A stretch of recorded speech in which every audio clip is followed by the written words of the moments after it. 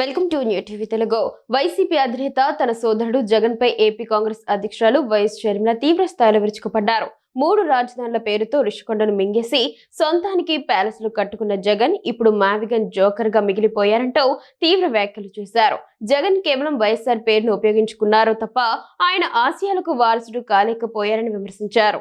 దివంగత మాజీ ముఖ్యమంత్రి వైఎస్ రాజశేఖర రెడ్డి చేపట్టిన ప్రజా ప్రస్థానం పాదయాత్రకు 23 ఏళ్లు పూర్తయిన సందర్భంగా షర్మిల ఈ వ్యాఖ్యలు చేశారు. 2003 ఏప్రిల్ 9న చేవెళ్ల నుంచి ఇచ్చాపురం వరకు వైఎస్ఆర్ సాగించిన 1457 కిలోమీటర్ల పాదయాత్ర కాంగ్రెస్ను రాష్ట్రంలో, దేశంలో అధికారంలోకి తెచ్చిన ఒక శాశ్వత జ్ఞాపకమని ఆమె గుర్తు చేశారు. ఆనాటి పాదయాత్ర నేటి అభివృద్ధికి నిర్వచనంగా నిలిచిందన్నారు. ఈ సందర్భంగా జగన్ పాలనపై షర్మిల ప్రశ్నల వర్షం కురిపించారు.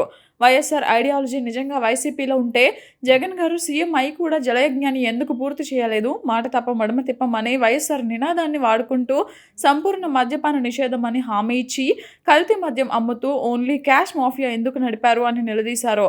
వైఎస్ఆర్ జీవితకాలం వ్యతిరేకించిన బీజేపీకి జగన్ దత్తపుత్రుడిగా ఎలా మారారని ప్రశ్నించారు.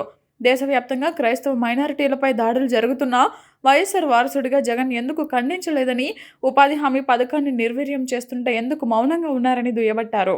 వైఎస్ఆర్ హయాంలోనే సంక్షేమానికి అసలైన అర్థం లభించిందని షర్మిల అన్నారు. ఉచిత కరెంటు, రైతు రుణమాఫీ, ఆరోగ్యశ్రీ, ఫీజు రియంబర్స్మెంట్, జలయజ్ఞం, ఇందిరమ్మ ఇల్లు, పావలా వడ్డీ రుణాలు, 108, 104 సేవలు వంటి ప్రతి పథకం ప్రజల కన్నీళ్ల నుంచి పుట్టిందేనని కొనియాడారు. వైఎస్ఆర్ ఐడియాలజీ బతికి ఉంది కేవలం కాంగ్రెస్ పార్టీలోనేనని, ఆయన ఆశయాలు మళ్లీ కాంగ్రెస్తోనే సాధ్యమని స్పష్టం చేశారు. వైఎస్ఆర్ అభిమానులందరూ హస్తంతో జతకట్టాలని, ఆనాటి సంక్షేమ పాలనను మళ్లీ తీసుకొద్దామని పిలుపునిచ్చారు. వైఎస్ఆర్ అంటే కాంగ్రెస్, కాంగ్రెస్ అంటే వైఎస్ఆర్ అని ఆమె పునరుద్ఘాటించారు.